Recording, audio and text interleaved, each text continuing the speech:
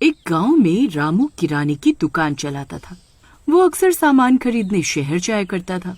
एक दिन शहर से सामान खरीद कर वो वापस गांव लौट रहा होता है। बस उसे गांव के बाहर में रोड पर उतार देती है। वहां से रामू पैदल ही अपने घर की ओर चल देता है। रात बहुत हो चुकी थी। तभी रामू की पत्नी का फोन आता है। अजी, इतनी रात हो गई, आप आए नहीं अभी तक? अरे आ रहा हूँ, बस आधे घंटे में पहुँच जाऊंगा। अजी, थोड़ा ध्यान से आना। गांव वाले आपस में बात कर रहे थे कि जंगल में कोई आदमखोर भेड़िया घूम रहा है। गांव वालों ने उसकी आवाजें सुनी है। क्या सुनीता, आदमखोर भेड़िया?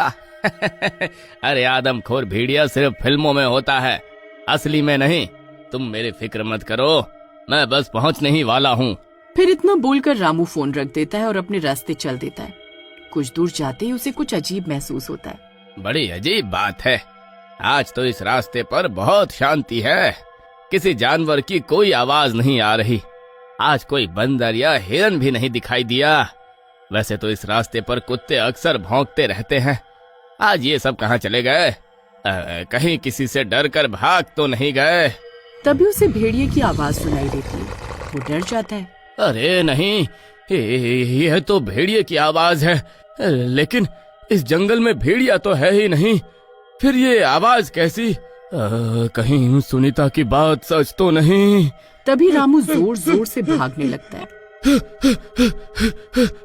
मुझे जल्दी इस जंगल को पार करना ही होगा।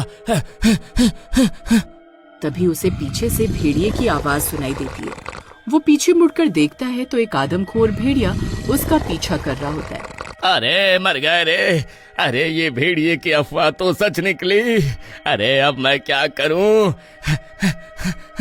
तभी वो भेड़िया एक लंबी छलांग मारता है और रामू को जमीन पर गिरा देता है और उसके हाथ को काटने लगता है। अरे मर गया रे!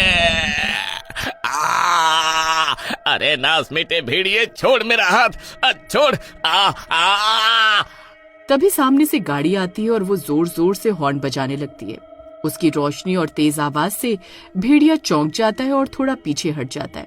अरे भाई साहब, जल्दी करो, गाड़ी में बैठो। फिर रामू भागते हुए गाड़ी के अंदर बैठ जाता है।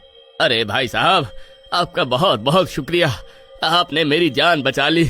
अरे बहुत दर्द हो रहा है। ये नास मीटे भेड़िए ने तो मेरा हाथ ही चबा डाला। हाय रे! फिर वो गाड़ी वाला जल्दी से गाड़ी को वहाँ से भगाना शुरू कर देता है। लेकिन भाई साहब, ये क्या चीज थी? ये कैसा जानवर है? मैंने तो ऐसा पहले कभी नहीं देखा। अरे ये कमबख्त आदमखोर भेड़िया है, पता नहीं कहाँ से आ गया है। पूरे गांव में इसने अपनी दहशत फैला रखी है। अरे आप जल्दी गाड़ी भगाओ। अरे मनोज, अरे वो भेड़िया तो हमारे पीछे ही है। अरे गाड़ी तेज चलाओ। अरे यार, ये कहाँ फंस गए आज? तभी वो भेड़िया एक लंबी छलांग मारता है और गाड़ी के ऊपर चढ़ जाता है। अरे मर गए रे! अरे ये कमबख्त तो गाड़ी के ऊपर ही चढ़ गया। अरे भाई साहब, गाड़ी और तेज भगाओ। फिर मनोज तेजी से गाड़ी भगाने लगता है और उसकी गाड़ी कंट्रोल से बाहर हो जाती है और एक सड़क के साथ गड्ढे में चली जाती है और पलट जाती है। अरे मर गया रे! हाय मेरी टांग! अरे नास मीटे, ये कैसी गाड़ी चला रहा था? तुझे इतना बड़ा गड्ढा दिखाई नहीं दिया क्या? हाय मेरी टांग तो तोड़ डाली। उस कमबख्त भेड़िए ने हाथ तोड़ दिया और इसने मेरी टांग तोड़ दी। अरे बहुत दर्द हो रहा है। हाय मनोज भाई, तुम ठीक तो हो? लगता है मेरा हाथ टूट गया है। वो भेड़िया कहाँ चला गया?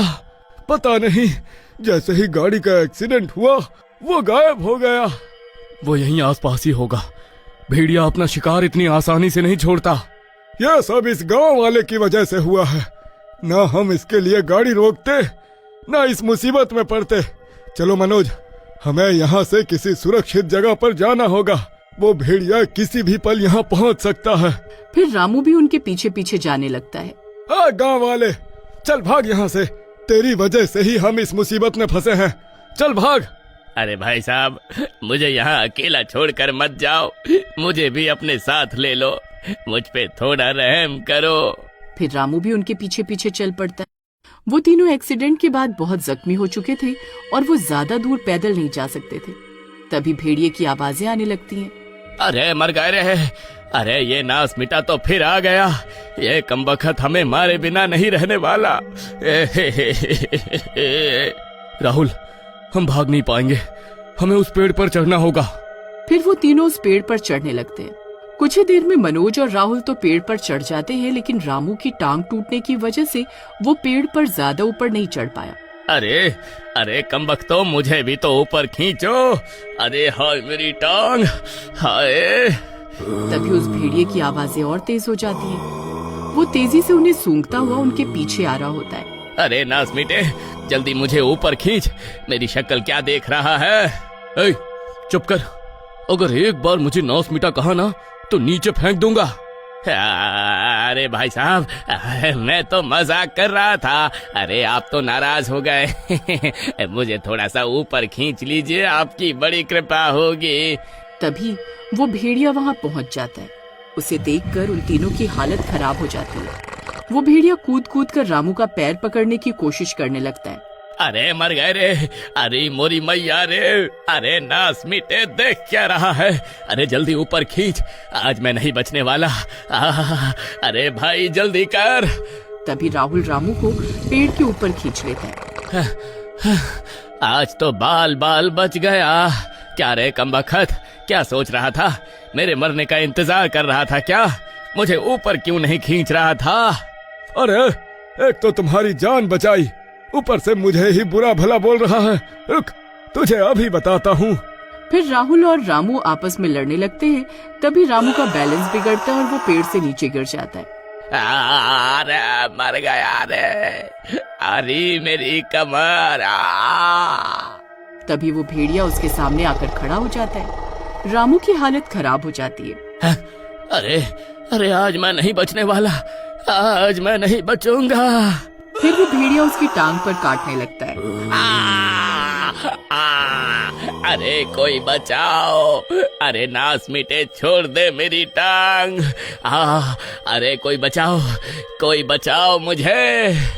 वो भेड़िया जोर जोर से रामू की टांग पर काटने लगता है।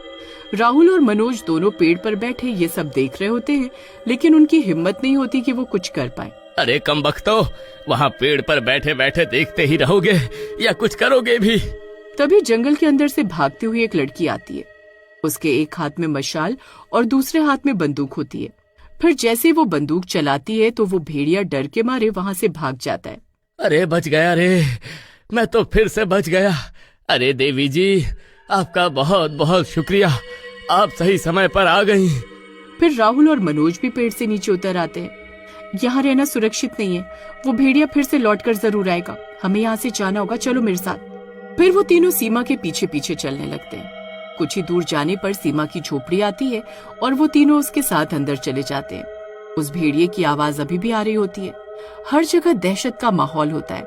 वो भेड़िया उनकी झोपड़ी के आसपास चक्कर लगाने लगता है। आपका बहुत बहुत शुक्रिया, आपकी वजह से हमारी जान बच पाई।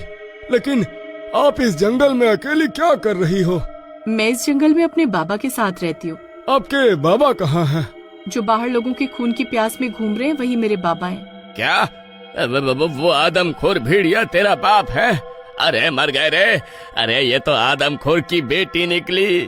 एक तरफ कुआं और दूसरी तरफ खाई। अरे अब क्या होगा? बाहर इसका बाप हमारे खून का प्यासा बना हुआ है और अंदर उसकी बेटी पता नहीं हमारे साथ अब क्या करेगी। नहीं, आप मुझे गलत समझ रहे, मैं आपको कोई नुकसान नहीं पहुंचाना चाहती। आपके बाबा के साथ क्या हुआ? वो आदमखोर भेड़िया कैसे बन गए? हम इस जंगल में खुशी खुशी रह रहे थे। फिर एक दिन एक जख्मी भेड़िए ने मेरे बाबा को काट लिया। तब से वो आदमखोर बन गए। तब से ही मैं यहाँ अकेली रह रही हूँ और फिर आज आप लोगों की चीखें सुनाई दी तो आपसे मुलाकात हो गई। हे भगवान, अब क्या होगा? आप यहाँ सुरक्षित हैं, आप डरिए नहीं। दिन होते ही मैं आपको पास के गांव तक छोड़ाऊंगी, बस आप किसी तरह आज की रात यहाँ निकाल लीजिए। फिर रात भर उन्हें भेड़िए की आवाजें आती रहती हैं और वो डर के मारे सो नहीं पाते। लेकिन उन्हें क्या पता था कि उनके साथ और भी बुरा होने वाला था, क्योंकि एक आदमखोर उनके बीच में था जो किसी भी वक्त भेड़िए में बदलने वाला था। जल्दी मिलते हैं इसके अगले भाग में। तब तक के लिए वीडियो को लाइक एंड शेयर करना ना भूलें।